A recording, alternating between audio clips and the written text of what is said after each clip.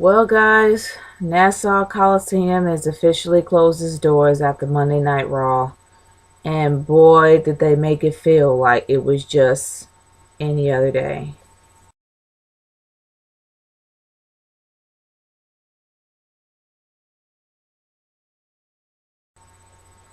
Honestly, guys, this Raw could have been more memorable, especially the fact that it was in Nassau Coliseum and the fact that, they could have made it a little bit more special. There were a lot of things that happened during the Attitude Era that really did kind of cement a lot of good memories in people's minds, especially with Stone Cold Steve Austin and the things he did when he was there. But it just made it feel like it was any other day. And that's the one thing that kind of bothered me a bit. The one thing that I thought that they were going to do was going to allow John Cena to lose the U.S. title to Zack Ryder, since Zack Ryder actually was an ex-U.S. champ, even though no one mentioned it. And it would have been nice to actually see Zack Ryder take the belt, especially the fact that he's been disrespected in his hometown. I mean, for a while now. I mean, even when he lost his when he no longer did his YouTube show, and the fact he's no longer internet champion, you don't even see him wear the belt anymore. I actually thought that he would be able to actually have the U.S. title tonight, but he didn't. And I'm actually noticing more that I really don't know what's going on with Booker T. I really don't know. He's been he's been very judgmental lately. But tonight he actually did. I just felt like he was just been drinking a huge glass of haterade, especially when it came to Nikki Bella. And I don't know whether or not he's actually a heel commentator or if he's a face commentator. He's starting to annoy me a bit. He's a lot more annoying than JBL. At least JBL knows the kind of commentator he's going to be, a heel one. And then you got Michael Cole as a face, and I guess that you got, I don't know what's going on with Booker T, but he's starting to really annoy me a bit. But honestly, the one thing that kind of puzzled me the most, and there was many things that puzzled me tonight, you put the main event at the beginning of the show, and then towards the end of the show is all about Seth Rollins and the ridiculousness that is his feud between. And here's another thing. You got Roman Reigns. You got Roman Reigns helping out Dean Ambrose right and left, like a true Shield brother would. But don't you think it would be in the best interest of not only your own pockets, but also the fans that have a Shield free for all in the Elimination Chamber, to have not only Dean Ambrose but Roman Reigns added in there as well? And I know I know it's shocking for me to hear that, because I'm not really a big fan of Roman Reigns, and the fact that I felt like he was force fed down our throats. But for crying out loud, do you think it would make more sense, especially with the temporary Shield reunion that happened at the excuse me, a little tired, but happened at the previous pay-per-view? But I don't know. I really don't know what they're going to do. They only have, actually, this is the Monday Night Raw tonight really was the official go home show for the Elimination Chamber, because Memorial Day, yeah, that was the final day. So I guess everything is just about set in stone now. I really don't know why Roman Reigns was excluded from this. I guess he's next in line after Dean Ambrose. I don't know. But it would have made more sense to have both of them in there. But it seems to me that they've already set up the card for the Elimination Chamber. They pretty much have set up who was going to fight who, and it's already good to go. So I guess Roman Reigns got to take his turn. But honestly, guys, throughout the night, the one thing that irritated me the most, two things that irritated me the most. The one thing, they went the whole "I'm gonna sue you" route when Dean Ambrose bumped into a cameraman and they had him arrested, only for him to come back with a cop's uniform on. Why did they have to go that route? They could have done something completely different, and I would have been fine with that.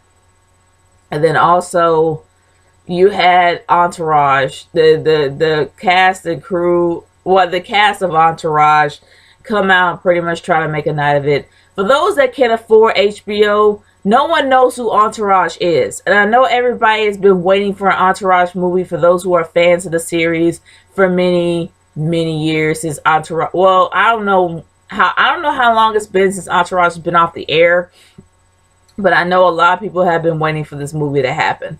I guess it's the same thing as Sex and the City, but I don't care. All I know is that I got tired. I'm tired of seeing celebrities on my screen. I'm tired of seeing celebrities in the ring. If they want to be a part of the show, be in the stands and pay for a ticket like everybody else. Seriously, don't be a part of the show, because you pretty much take away everything about the show. It's not the same how it was in the 80s Dirty Attitude era.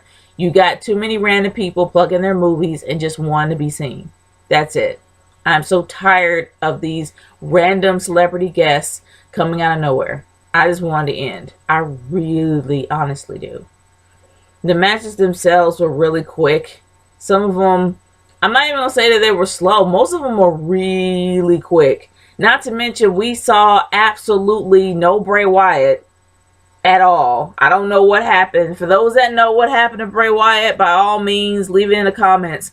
But we got a feud between Bray Wyatt and Ryback, and they were, I mean, seriously, Bray Wyatt wasn't even there. Not even to promote the feud against him and Ryback. He wasn't there at all. Oh, excuse me. I'm just tired tonight, but I really don't know what happened. We didn't even have the tag team of the two Wyatt brothers that came together. Like Luke Harper and Eric Rowan. They're just now becoming a fresh tag team. They weren't even there, but I don't even think they're in the Elimination Chamber match. I really don't know what's going on there. But either or, guys, it was just a lot of confusion. The whole 10-on-3 tag team, and in the end, it lasted only, a minute? And the New Day was in the ring standing tall. The one thing that they failed to mention is, how the heck are 3 people supposed to fit in one chamber at the Elimination Chamber? That's the one thing I kind of found as comical, and that's the one thing that kept me laughing the whole night. It's just the very thought of Xavier Woods having his face smushed against the glass, with Big E's big body pretty much crushing both his teammates inside that cell. That's that's the one thing that they couldn't really figure out. And I'm like, you can separate the New Day. You can have the official tag team champions, which is Kofi and Big E, and then have Xavier Woods be a part of the IC Championship, which would have made more sense. But they didn't really go into detail about how that's going to happen. They just kind of kept it moving. I don't know, guys. This was a very lackluster night. And see how you're going to, and this is my overall thoughts here. This was a very lackluster night. It really did not, there was nothing that kind of outshined anything except for the feud with Cena. And I'm not going to lie, Rusev kind of dominated the night. The whole thing with him and Lana, and also the fact that, and I guess, and I've actually said this on Twitter, it's really a shame that Dolph Ziggler went from being a really great wrestler and a really great heel that was a serious heel to being just a side piece for revenge sex. That's pretty much what it is. He just became a walking side piece. Well, I guess you can't really say a walking side piece, because side pieces actually do walk. But either or, he just became a side piece. Just for revenge sex. That's all he's for. Seriously, if somebody wants to get back at someone, if a diva wants to get back at their ex or whatever, where do they go? Dolph Ziggler. Dolph Ziggler is just a walking revenge penis. I hate to say it, but he is. He's a walking revenge penis. He's just a piece of, well, you guys get the idea. He's seriously just a side piece.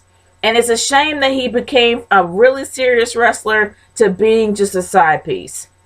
But either or, they dominated the whole night. And I'm not too keen on this feud because we've seen it before with Sable and Mark Merrow. And I thought they would be a little bit more original than this. And then you see how Rusev kind of denounced the fact that he resides in Russia, that he's now Bulgarian. But either or, it's just dumb. This night was completely lackluster. This is supposed to be the first pay-per-view that is exclusive to the WWE network. Seriously. It's only on the network. So that means that you got to pump up the pay-per-view and make people hyped up to watch it.